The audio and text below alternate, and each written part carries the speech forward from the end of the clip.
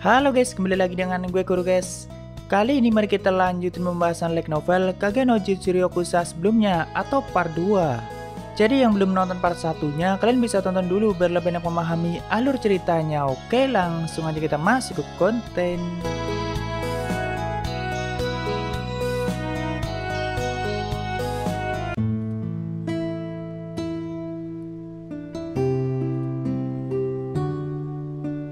Sebelumnya, Alpha sudah resmi bergabung ke dalam Shadow Garden dan akan mengabdikan hidupnya untuk membantu Cheat melenyapkan Ordo Diabolos.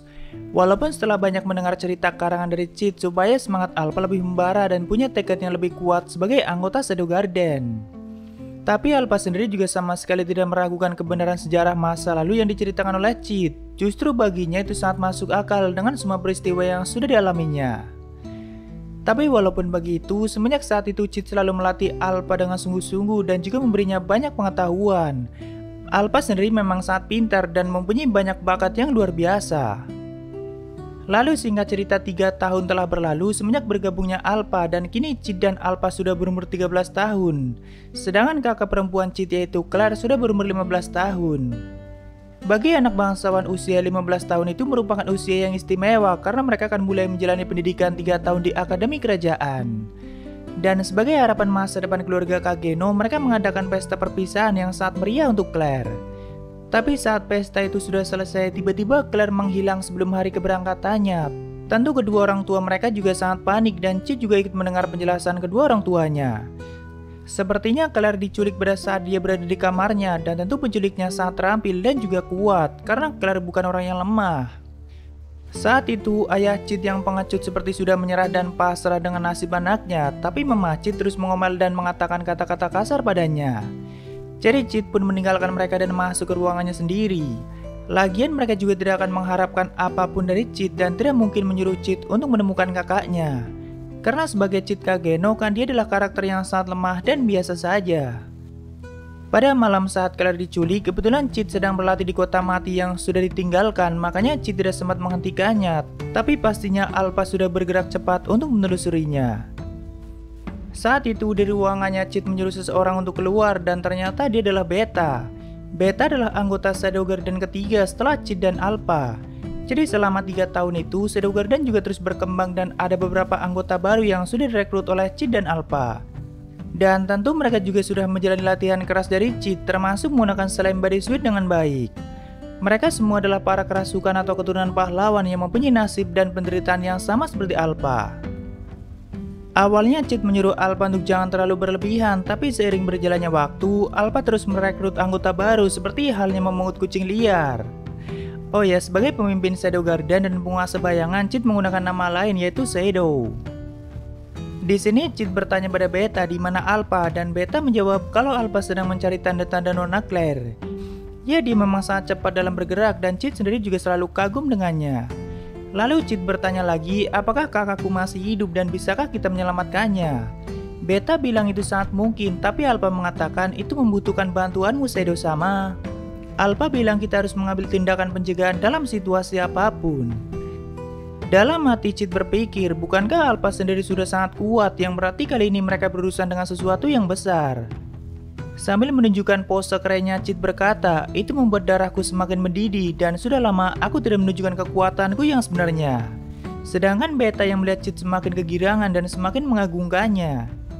Ya, seperti biasa Cheat selalu bertingkah keren dan sangat bersemangat untuk tampil memukau di depan orang lain. Beta menjelaskan kalau kemungkinan besar pelaku penculikan Claire adalah Ordo Diabolos dan bahkan salah satu perwira tertinggi mereka juga ikut terlibat. Mereka mungkin curiga kalau Claire adalah salah satu keturunan pahlawan dan berniat memastikannya.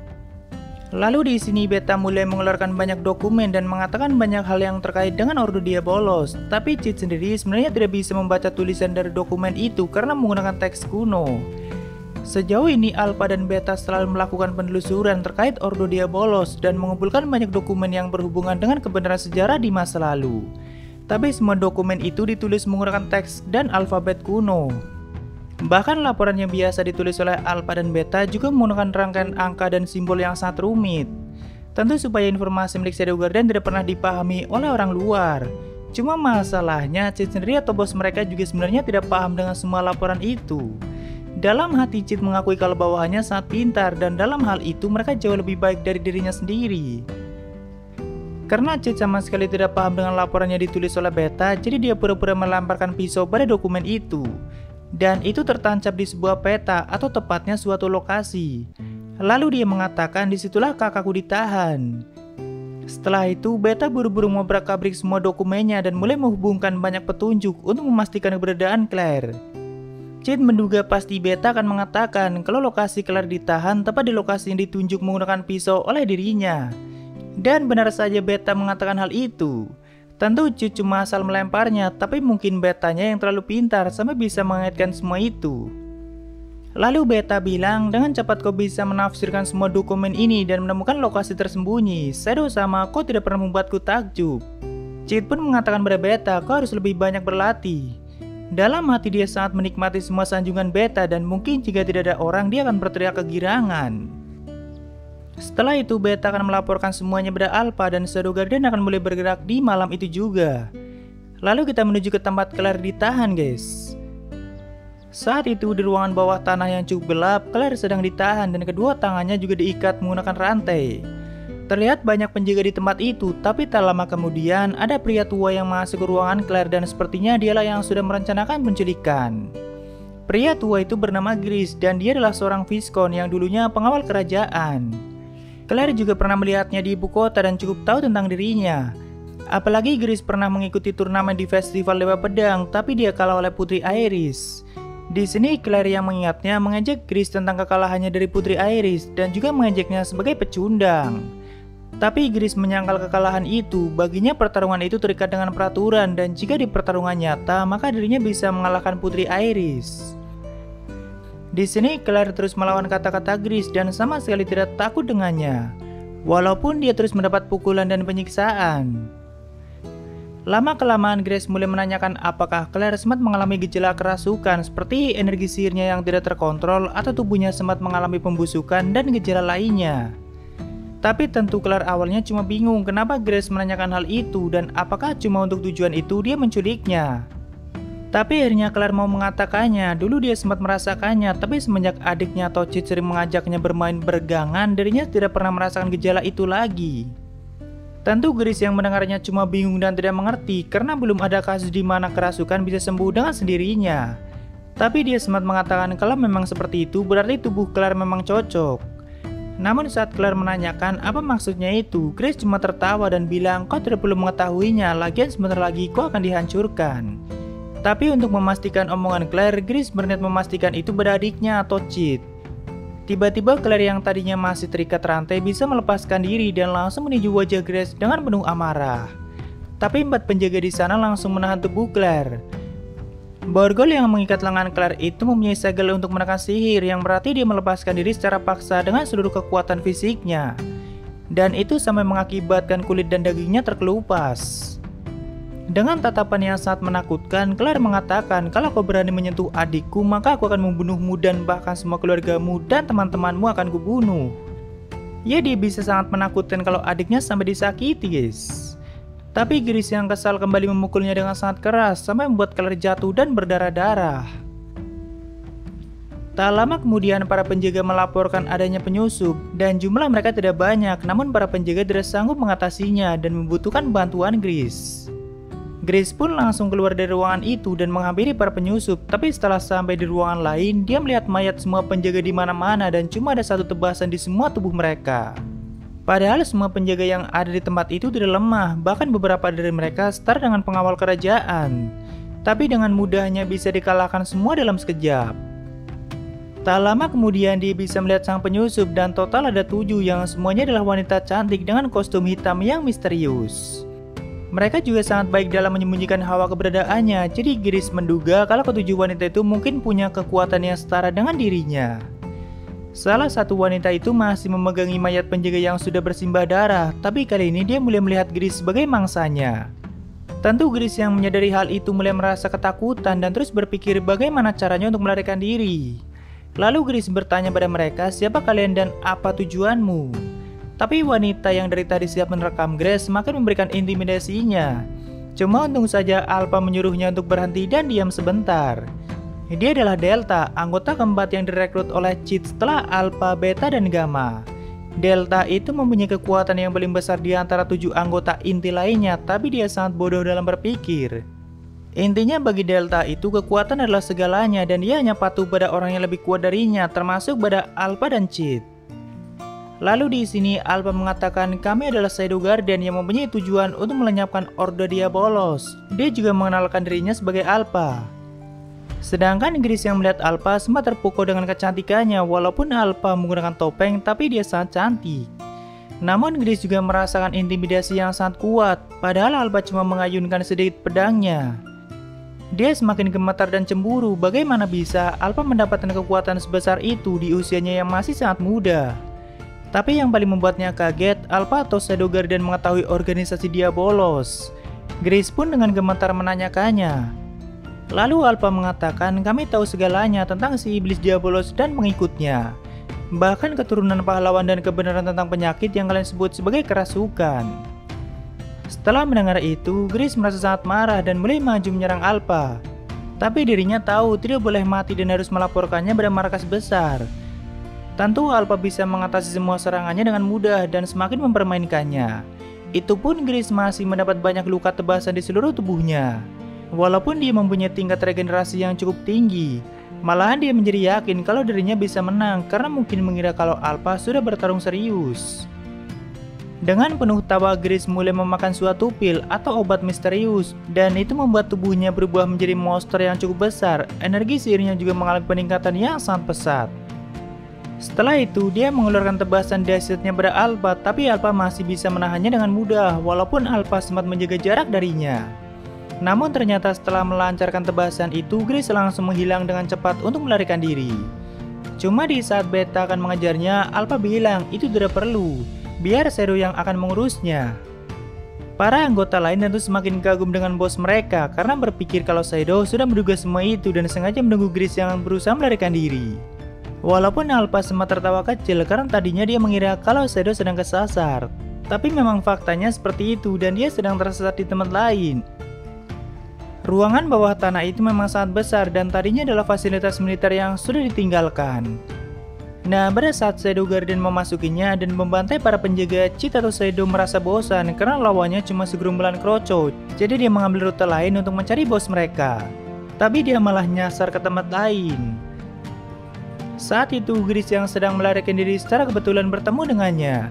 Tentu Grace juga berpikir apakah pelariannya sudah diperkirakan. Sedangkan Shadow yang melihat sosok Grace dengan mata merahnya berpikir dia cukup keren dan mungkin mata merahnya bisa menembakkan laser. Tanpa basa-basi, Grace langsung menyerangnya dengan cepat, tapi Shadow seperti menghilang dari tempatnya karena gerakannya sangat cepat. Tanpa dia sadari, pedang Grace sudah ditahan hanya dengan satu tangan. Tentu dia langsung menjauh dan menjaga jarak. Bagi Shadow, kekuatan bukanlah segalanya. Selama arah serangan itu bisa dilihat, maka dirinya bisa dengan mudah menahannya tanpa harus menggunakan kekuatan yang besar. Shadow bisa merasakan energi sihir Grace bahkan lebih besar dari Alpha, tapi pergerakannya sangat buruk dan dia cuma dibekali dengan sihir yang besar.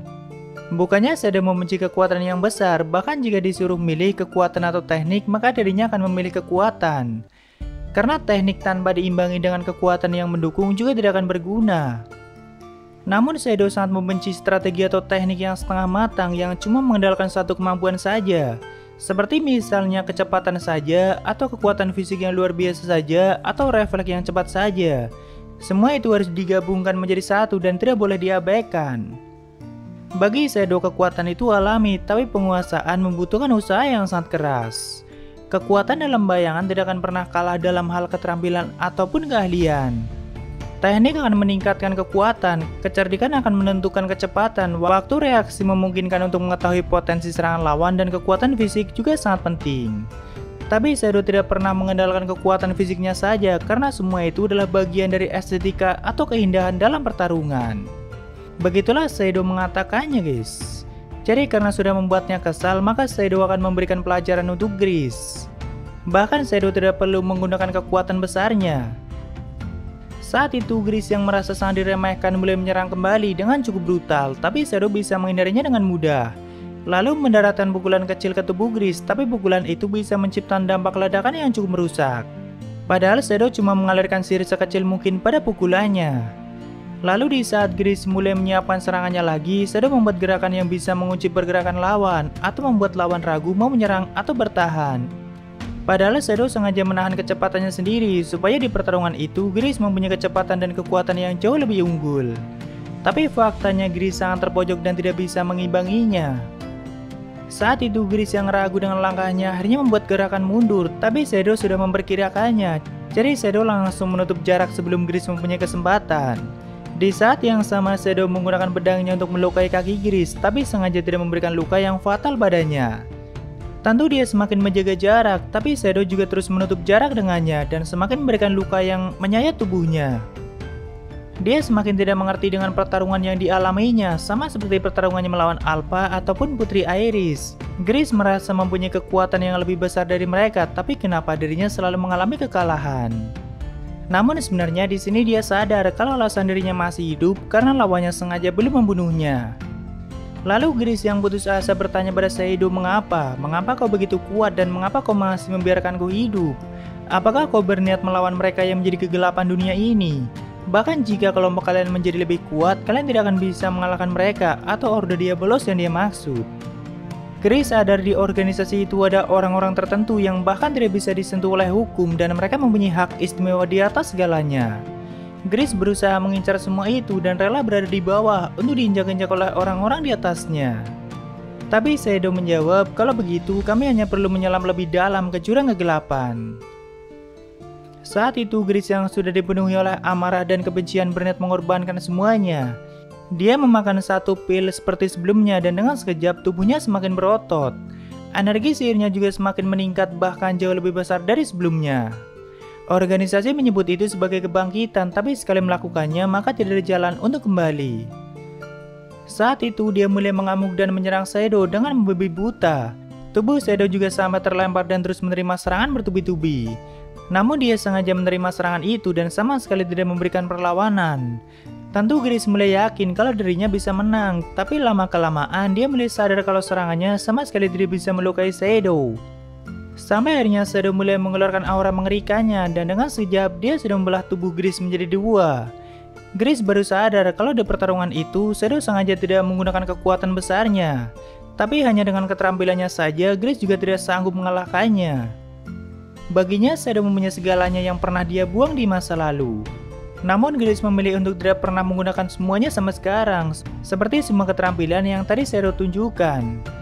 Tapi di akhir hayatnya, Grace mengakui Shadow sebagai pemenang dan juga sangat kuat dan mungkin latihan yang dia jalani untuk mendapatkan semua itu juga tidak mudah. Lalu sebelum kesadarannya menghilang, Grace sempat melihat senyuman dari putri kesayangannya yang sudah lama meninggal. Dan akhirnya setelah semua itu Claire berhasil diselamatkan dan kembali ke rumah. Walaupun dia tidak tahu siapa yang sudah menyelamatkannya. Sebelum berangkat ke akademi, seperti biasa Claire banyak bermain dengan adiknya dan selalu mengganggunya. Sedangkan para gadis di Shadow Guardian masih sibuk dengan penelitian mereka sendiri dan juga mengurus banyak hal lainnya. Cid sendiri masih mengira kalau para kroco yang sebelumnya dia kalahkan adalah para bandit. Tapi kita lanjutkan di part selanjutnya guys. Ya mungkin segitu aja untuk pembahasan kali ini. Jika ada kesalahan gue minta maaf atau kalian bisa koreksi aja di bawah. Like jika kalian suka dengan video ini dan dislike jika tidak suka tidak apa-apa. Thank you udah mampir, sampai ketemu di video lainnya. Salam guru guys.